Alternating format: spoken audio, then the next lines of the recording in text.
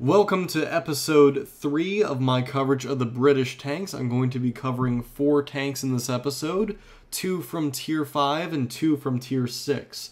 This is down from 3 in Tier 4, whereas 2 tanks actually combine into the ability to choose the Churchill.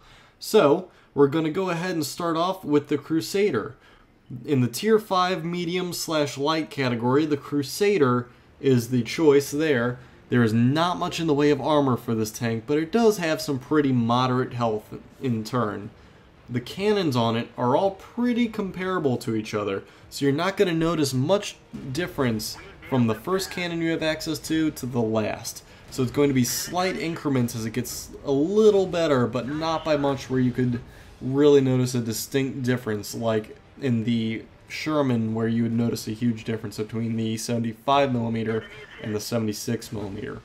Now, to help with this though, the turret on the Crusader turns rather fast, and this is going to be useful as the tank actually has a pretty decent speed, comparable to the other Tier 5s in terms of the lights and mediums, somewhere in between the two. Now, this is a tank that is a light tank, but it does actually have the matchmaking of a medium tank. That is the distinct difference.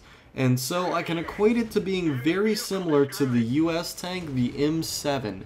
It plays very similarly, but it can actually be used pretty well as a flanking tank.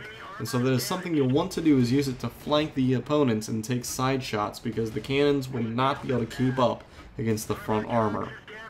So, we move from the Crusader to the Tier 5 Heavy, the Churchill 1.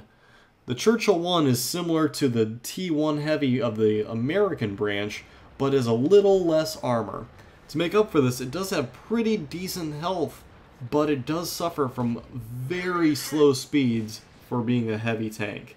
It does have very good penetration and damage for its tier, but it has absolutely no gun depression, so you will have to be on level terrain or maybe lower terrain with which to hit your targets. Do not expect to be able to be hulled down by any means.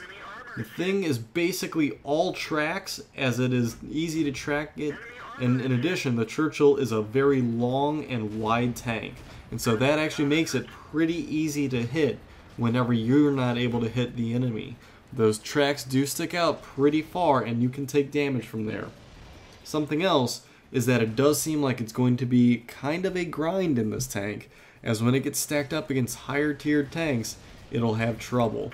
At its tier and below, it will be alright, but above that, it will struggle even with the additional greater damage and pen compared to the other tanks of its class. So, it has a very small view range, and it is very slow to get to the fight, so you will be stuck with whichever direction you choose to move your Churchill. Now, moving from the Tier 5s, we look at the Tier 6s, and with the Tier 6 medium, we have the Cromwell, a very fast medium tank. So, the Cromwell is very similar to the EZ-8, but with a heck of a lot more speed. This tank is super fast, and its turret moves just as fast as well. This tank is excellent for flanking, repositioning. It's also excellent for firing on the move, as the speed of this tank is going to be your friend. While it does have somewhat decent armor in terms of numbers, there is absolutely no slope on the armor to help with this. So most hits are going to go right through you at its tier, and it's something to be very aware of, as this thing is not meant to stand and shoot like a EZ-2 or a Jumbo Sherman. It is meant to be very mobile like the EZ-8. So, the guns on it are minor steps up from each other, with only slight improvements being made. So again, this tank will act very much like a flanking tank, whereas the EZ-8 does have a standoff capability with its long 76mm. Now, this tank is an excellent hit and run tank, so sitting in a position and firing a few shots at your opponents and then moving away to an entirely different location is something that can easily be done with this tank. It is great at flanking, and thus it's also equally good at wolf packing. So this tank is meant to be run in groups, or it's meant to stand its ground for just a bit until other people get there, and then moving away to go take care of something else. This will bring us to the Tier 6 Heavy, the Churchill 7. The Churchill 7 actually has a very underpowered gun, even though it does have a decent rate of fire. While it does decent to its tier and lower, it is very underpowered for almost every gun it has, and is going to struggle against higher tiers, and it's even against its own tiers, it's going to have a difficult time where it's only doing about 100 to 150 damage if it penetrates.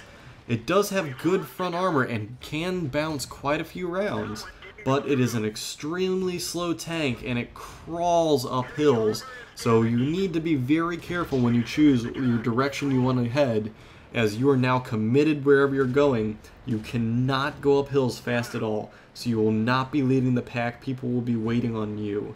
It can fire very accurately on the move though, as you almost do not need to stop to continue firing.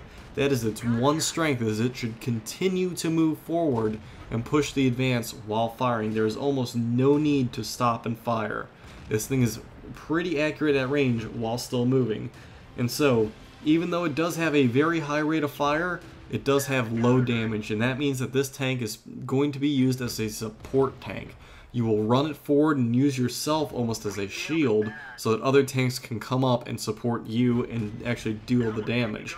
You'll be the one to sit there and take the hits, draw the attention, and maybe pound on the weaker targets or get the attention of some big targets, but you're not going to be the one who's going to be slugging it out there with the KV-2s. That is the job for someone else. You're meant to just draw fire and have people focus on you while you keep moving forward.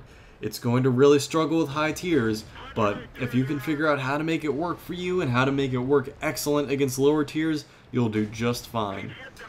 That'll conclude this part of the coverage of 8.1 and the British tanks.